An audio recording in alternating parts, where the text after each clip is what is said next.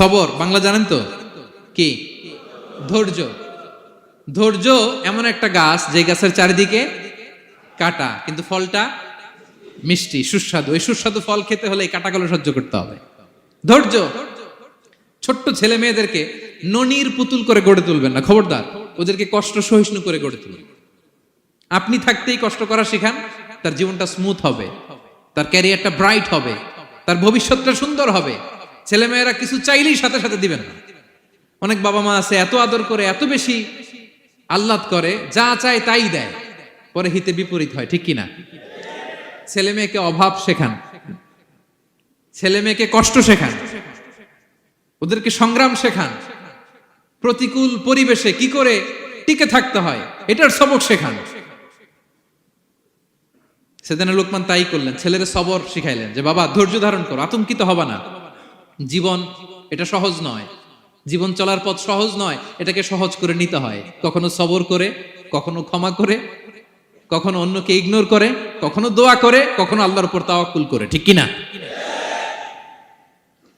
ছেলে মেয়েকে আদর করে বোঝাবেন, বাবা এখন তুমি বাবার হোটেলে খাও, মায়ের হোটেলে ঘুমাও।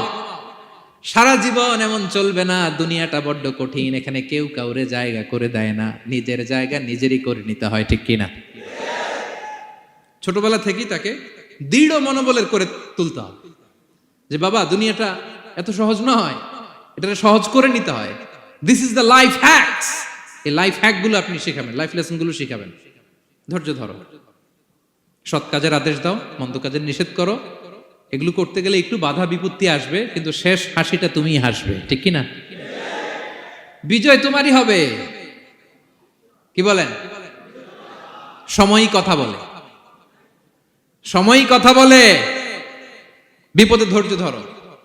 বিশ্বনবী আল্লাহ বললেন, ওয়াসবির আলা মা ইয়াকুলুনা ওয়াহজুরহুম হাজরান জামিলা। নবী হে, বিপদে ধৈর্য হারা হবেন না।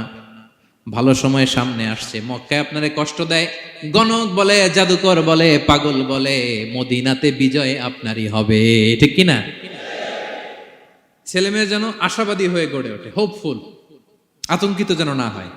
কষ্ট শিখান, ধৈর্য শিখান। আচ্ছা গেল। এরপর তিনি বললেন, ওয়ালা তুসাইর খাদ্দাকা লিন্নাস।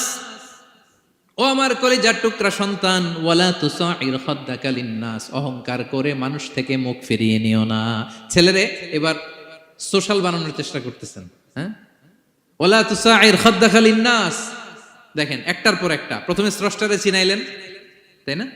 এরপরে স্রষ্টার ক্ষমতা সম্পর্কে শিখাইলেন, এরপরে আধ্যাত্মিকতা শিখাইলেন, এরপরে ইবাদত কি সেটা জানালেন, এরপরে তিনি সোশ্যাল এঙ্গেজমেন্ট কিভাবে করবেন, সোশ্যাল রিফর্ম কিভাবে করবেন শিখালেন। এবার মানুষের সাথে কিভাবে মিশতে হয় সেটা শিখাচ্ছেন।